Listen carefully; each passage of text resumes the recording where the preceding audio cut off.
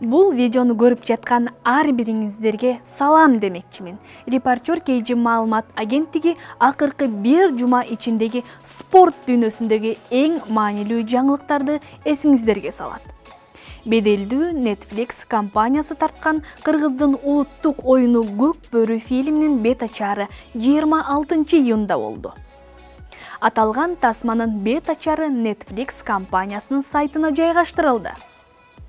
Тартуу иштеринин башкы уюштуруучуларынын бири Нурдин Султанбаев Netflix компаниясы кантип Көк бөрү тууралуу берүү даярдап калганын кеңири айтып берген. Видеонун шилтемесин биздин сайтка кирип толук көрсөңүз болот.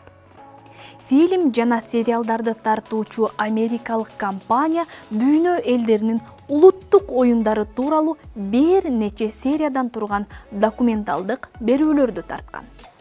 Анын алкагында Көк бөрү оюну тууралуу да берүү даярдаган.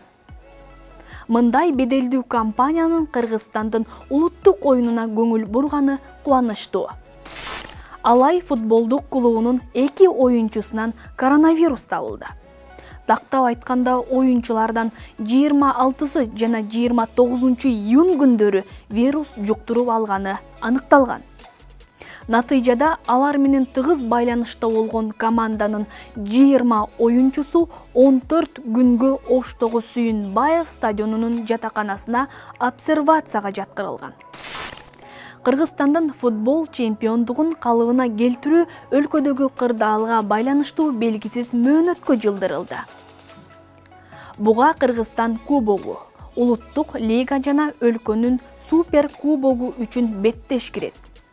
Ошентип, Алайдын футболчулары ден соолугун чыңдап, сезондун жаңданышына толук даярдык менен келишет. UFC'нин жеңил салмактагы чемпиону орусиялык мушкер Хабиб Нурмугамедовдун жарнамага эл алдына чыгып сүйлөөсү үчүн күнүнө канча каражат алары белгилүү болду. Нурмугамедовдун менеджеринин айтуусунда мушкердин бир күнкү гонорары эң аз дегенде $300,000 түзөт экен. Баса Нурмугамедов 2018 жылы январда биздин өлкөгө да келген. Мушкердин жогоруда айтылган гонорарын укканда Кыргызстанга чакыргандар көп суммадагы каражат сарптаган экен да деген ойлор кетет. Футболчу Лионель Мессинин бул жолку рекорду. Барселонанын чабуулчусу Месси карьерасындагы 7 эмес 700-чү голун киргизди. Алардын 630-у Каталон клубунун курамында, 70-и Аргентина курама командасы. Ошентип, учурдагы оюнчулардын ичинен Месси жана анын түбөлүк атаандашы Роналдонун эсебинде 700дөн ашык гол бар. Ушуну менен бул жумадагы болгон спорт жаңылыктарынын эң орчундуулары менен тааныша алдыңыздар. Репортер KG сайтындагы акыркы жаңылыктарды акмалап туруңуздар. Сиздер менен мен Наргиза Өмүрбекова болдум. Кийинки аптага чейин жакшы туруңуздар. Yeah.